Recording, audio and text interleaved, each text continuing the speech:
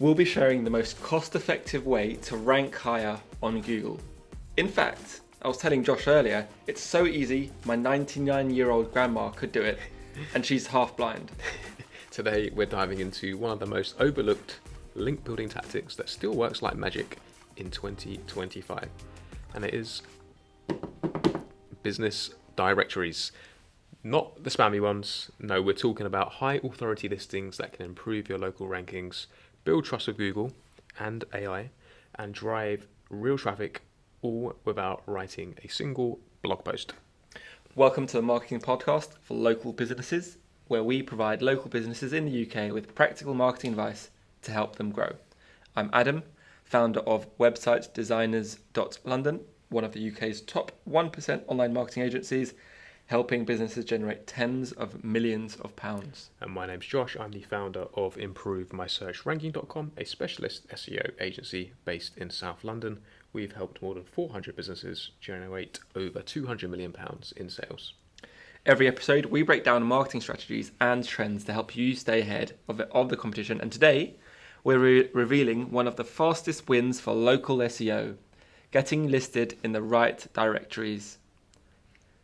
Why directories still matter in 2025. So some people think directories are dead, and there's a little bit of truth to it, but on the other hand, Google still uses them to verify legitimacy, especially from the big authoritative types of directories we're going to be speaking about today. Hang on. I know we've got these in the show notes, but do we really think it's a little bit dead? It definitely works. It definitely works, but there are some ways of doing it that are a bit outdated, that don't work particularly well, and there are ways that do still work today. We're going to be speaking about those. Okay, cool. All right. So these all form part of something in local SEO that's called your NAP or your NAP or your name, address, and phone number. And having this consistently across the web still in 2025 helps build authority when done right. So here's the thing. Most local businesses are missing dozens. I say dozens. I'm going to say hundreds and hundreds and hundreds, probably thousands of them. If you want to show up on Google Maps, rank in a local pack as they call it, or even get more trust on your homepage, directories matter. And again, let's be clear, we're not talking about the low quality type of directories you can get. We're talking about trusted, niche relevant directories. And if, for example, if you're in the UK, that might be a UK directory. If you're based in the US, it'll be a US based directory. And there's various other types of directories that we're going to be going through these one by one. Now let's talk about, I know we haven't got it in our show notes here, Josh, but let's unpack the kind of, you said it might be slightly dead, but it's not. Let's talk about that a bit. What were you referring to? So what I was referring to there is that there are lots and lots of directory websites. Some of them are really powerful and can help your SEO a great deal, but a lot of them are a little bit spammy, or they may have been just created to essentially farm information, and they have little authority, and therefore these websites don't pass on any authority to your website, and then therefore Google doesn't really give you any benefit from that. Could it damage your website? I think in 2025, no. You can disavow links that are toxic or appear spammy, but apparently Google can actually just does this automatically nowadays. Is it like disavowing my ex-girlfriends? Yeah. Are you choking on your saliva? Did that make you choke there? I guess what we're going to be talking to you about, the types of directories you should be targeting, which ones you should be targeting, how to find the right directory for your business, and mistakes to avoid, and quick wins you could literally do as soon as you're off this podcast. So let's talk about that. So the types of directories you should be targeting, or break it down into categories. So there are key types of directories you need to be on. Firstly, it's what we call the kind of core business directories, the ones with high trust. Those are names you've probably heard of, so the likes of Google Business Profile, Bing Places, Apple Maps, Yelp UK, Yell.com, Thompson Local, and Scoots. Yeah, so these are your kind of citation / directory foundations. You need to make sure you're listed on each of these. You need to add your business name, address, and phone number, your NAP details. Make sure your website links on there as well. And you need to make sure, as with all directory listings, that these NAP details are completely consistent across the board. But these, 3, 6, 7-ish links, sites you mentioned, Adam, those are your kind of foundations. And just to add as well, being on Bing Places and Apple Maps helps you rank better in ChatGPT too, because of the relationship Microsoft and Bing has with OpenAI, and likewise Apple is kind of integrating OpenAI into their phones as well. Yeah, absolutely. And look, as we talk about and go on to talk about these niche directories, before we do that, Josh, in our SEO for our clients, we actively use business directories to cite, right? So this is, I guess, just to tell our listeners, this is a strategy that we actively use for our clients, which helps them rank higher. It's a proven strategy. You might think, oh my gosh, I'm just going to end up getting calls from India and Nigeria that tend to be the locations where you kind of receive dodgy phone calls, claiming to have won £1 million, or your great uncle's kind of died and you've inherited his will or whatever. But it doesn't tend to be the case, right? No. So the purpose of these directory listings is to boost your SEO, and it certainly helps. Yeah. No. I just wanted to really hone in on this. Isn't just this. This is a core part of our strategy for our clients, and it should be a core part of your strategy to list your telephone number. You can buy a telephone number for a £5 or a £10 a month if you just go online, and if you don't want your own mobile number on there. The address, you can do the same there as well. You can literally go online. You can buy a kind of remote address where your post is sent to, or not even post sent to, just as your kind of registered business address. And as I say, it's value add. And do we know the science behind it in terms of why Google likes you listing your phone number and address? Yeah. So two things on that. So on the phone number, it's a very good idea to have a location / geo specific phone number. So if you're based in London, to have a London phone number rather than, for example, an 0800 number or a free phone number.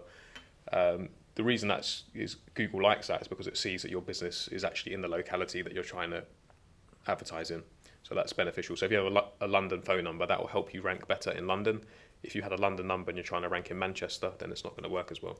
So some of our clients, what we do is actually set up different phone numbers for different locations. So we might have one for London, one for Surrey, one for Kent, one for Essex, and that's super useful. And then you would use that phone number perhaps in conjunction with a local office in different areas as well.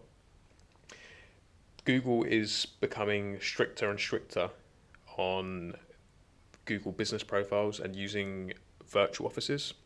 Although they do work, it is preferred to actually have an office in the address or in the locality that you want to promote in. So if you're a business you're based in London but you want to target Essex as well, you may want to try to find a cheap office space in central Essex, and that will actually be probably more beneficial than using a virtual office in the long term. Because nowadays Google's asking to verify your profile, you need to send a video of inside your office, and this can often be difficult with the virtual offices. Spot on.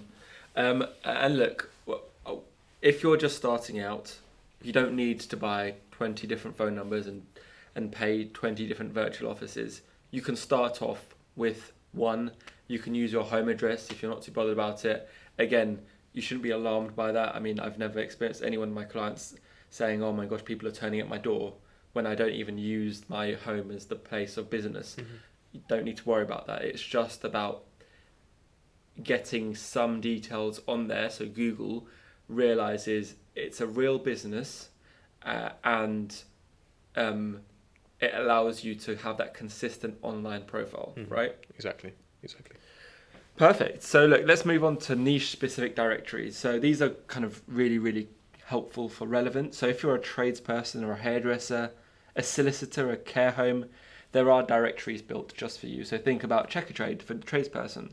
Carehomes.co.uk I think is one for care homes, TripAdvisor for hospitality, Lawyer 365 for solicitors, and Treatwell for beauty services. Now, these might not be specific directories per se. They might be, some of them might be paid, some of them might have a free version, but it's helpful.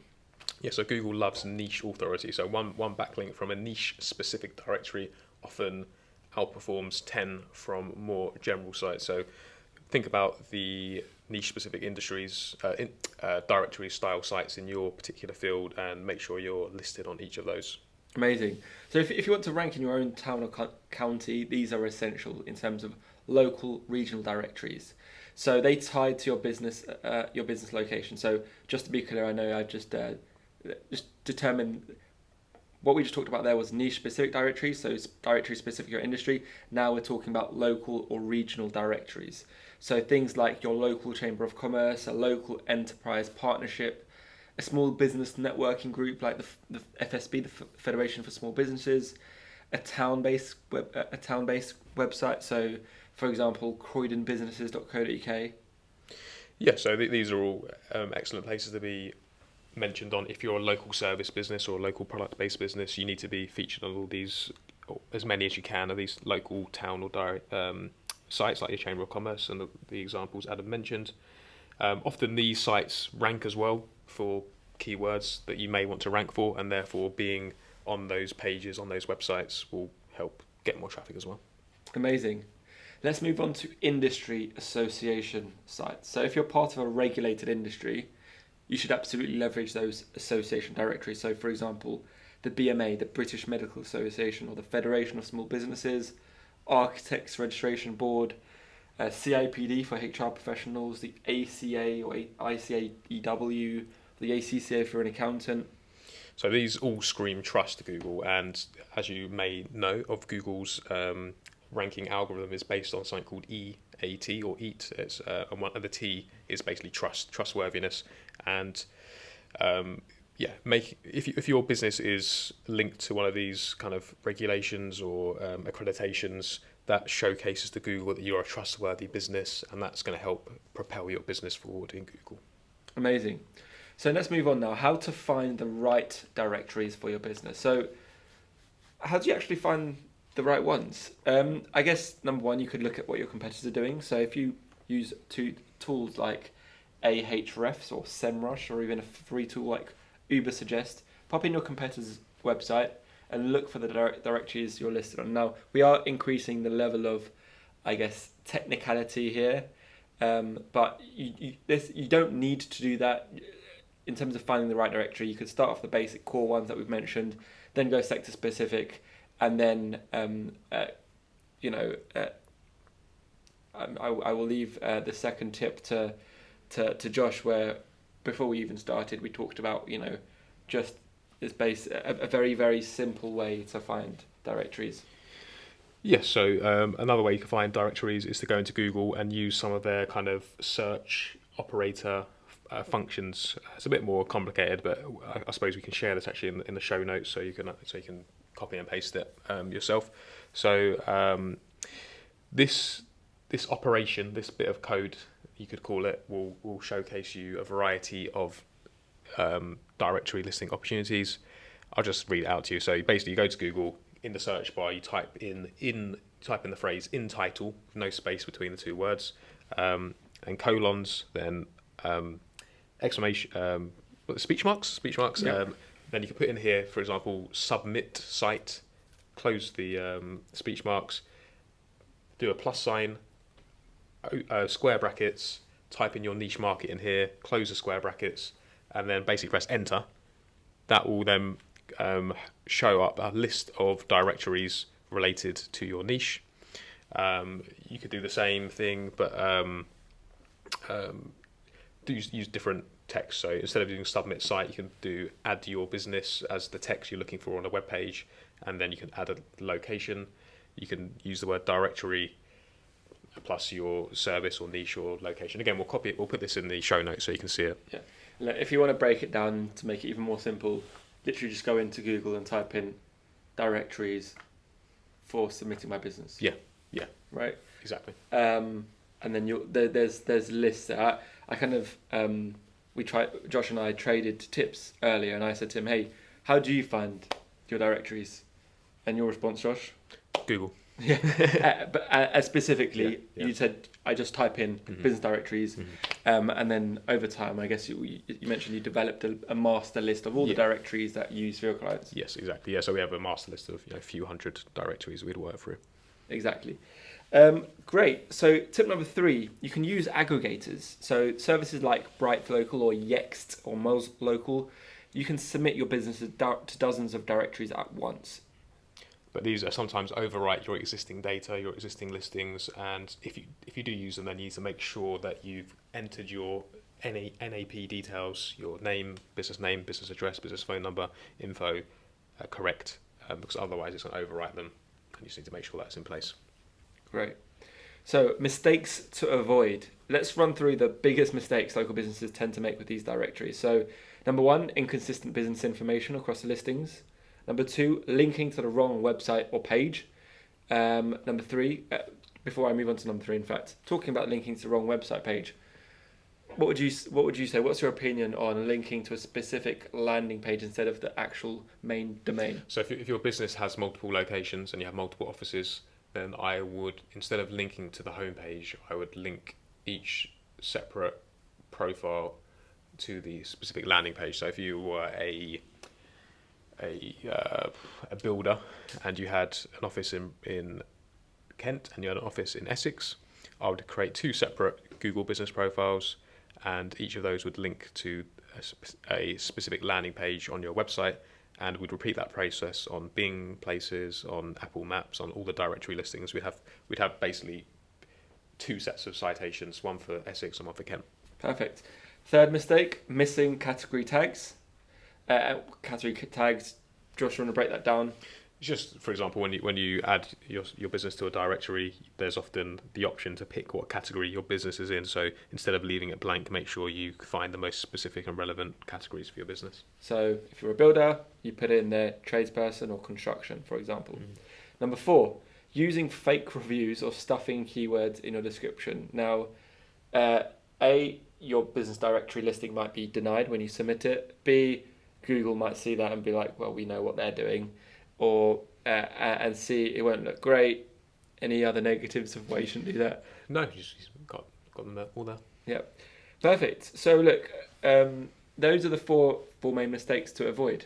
Yeah, so Google essentially wants authenticity and accuracy, and you need to fix these kind of issues. You need to avoid those mistakes, and then your rankings will get a solid boost. Amazing.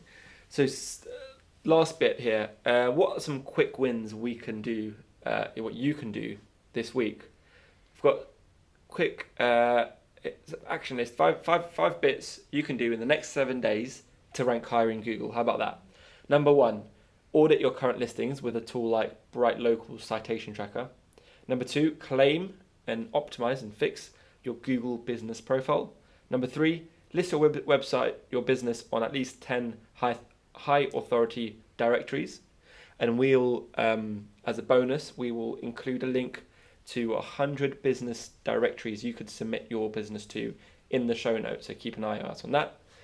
Number 4, find at least 3 niche directories specific to your industry. And number 5, set a calendar reminder to update these listings quarterly if your business changes in terms of address, telephone number. Yeah, so you don't need to overcomplicate it. Just get started. Even 5 quality listings can make a big difference to your local SEO visibility. So in summary, directories aren't sexy, but they work. They build authority, they improve trust, and they help you rank where it matters, right in front of local buyers. And the best part of this, you don't need any technical SEO or copywriter. As I said, my 99-year-old grandma could do this. It's just a couple of hours and a little just typing. Yeah. It's literally open Google, business directories, type in your name, your business name, telephone number, address, submit, done. Rank higher in Google. Simple as that. Yeah, and that's it for today. If you found this valuable, please hit the follow button, leave us a review. It all helps reach more business owners like you. Definitely don't hit the hollow button. It's a follow button, please. We'll see you next time on the Marketing Podcast for Local Businesses, where real strategies deliver real results.